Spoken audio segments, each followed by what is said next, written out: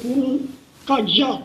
Zoti Rokaj, t'ju bëj një pyetje sepse ju po flisni për 67-ën. Ne jemi në 2022-shin. Të gjitha këto vepra që ju përmendi janë shkatruar. Azotiku është shkuar për skrap, Teci ka shkuar për skrap.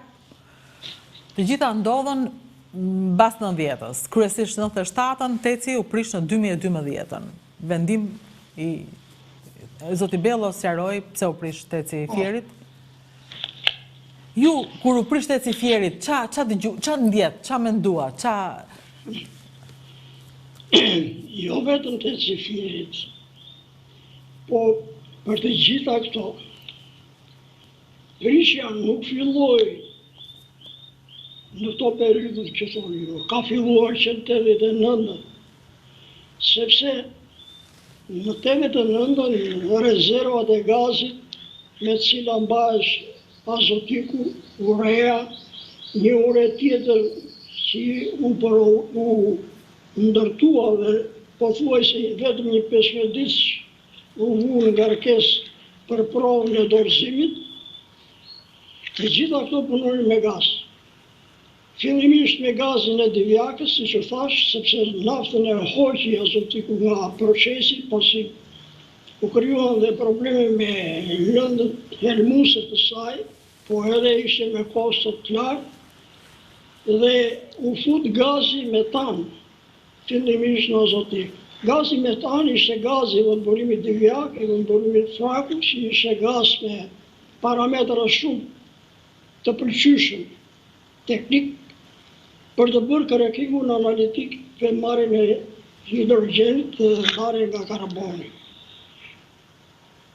Të gjitha këto, duke pas parasysh që në vitet 80-90 filloi rënja drastike e sasisë gazit, nga ranë si efekti domino, në spati gaz, ato nuk mund të punonin më. Azotiku merte 250.000 metra kub gaz në ditë. Urea merte 250.000 gaz në ditë, metra kub, normal. Edhe urea tjetër e projektuar dhe prodhuar dhe ajo, dhe gjithë kompleksi kemik i azotiku, se ishin të treja së bashku në ansambër, merrni 750.000 metra kub normal gaz në ditë.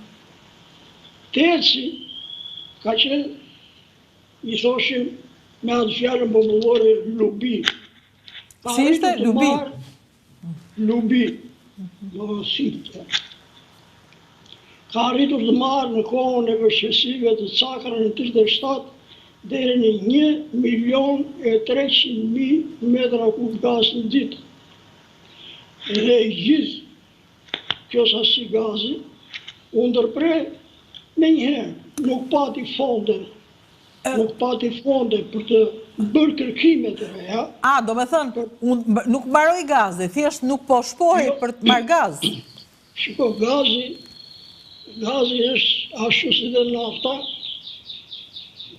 përfituron një kazan të kthyer përmbysh, dhe brenda tij të keni naftë, ujë poshtë dhe gaz sipër. Nafta në mes, gazi lartë dhe ujë poshtë. Nëse i shpon një birë, apo 10 bira kazanit nga sipër, ai do mos, duke ja marrë nga brendësia e shtratimit, i bie energjia, merë sasi volumin e gazit, merret naftës, bile avanson dhe ujë, dhe ai s'ka më fuqi ta nxjerrë, do fillosh përdorësh, ne i thejmë metodat e dyta në naftë.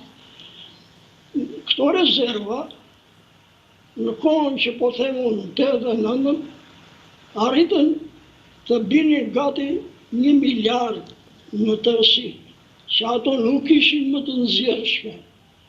Se ashtu si dhe nafta edhe gazi, jo të gjitha sasitë e lëndës hidrokarbure që janë në shtres dalin në sipërfaqe.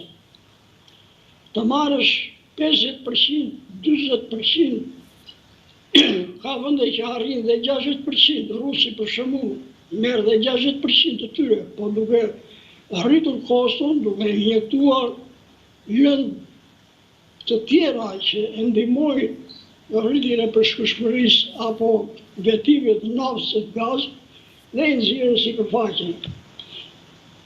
Ne këto mundësi nuk i kishim atëherë. Kështu që duke rënë kjo sasi, u ndalën të gjitha me radhë. Edhe teci që punonte, filloi të punonte me mazut, bile filloi qysh më shpejt se sa, sepse u ndije mungesa e gazit dhe qeveria e kohës e ndërpreu konsumin e gazit në të gjithë konsumatorët e tjerë. Sepse kishte konsumator, kishte Vlora disa fabrika, kishte kombinati i Elbasanit, kombinati metallurgjik, kishin tece të tjera, kishte Punonin me gaz. Punonin me gaz.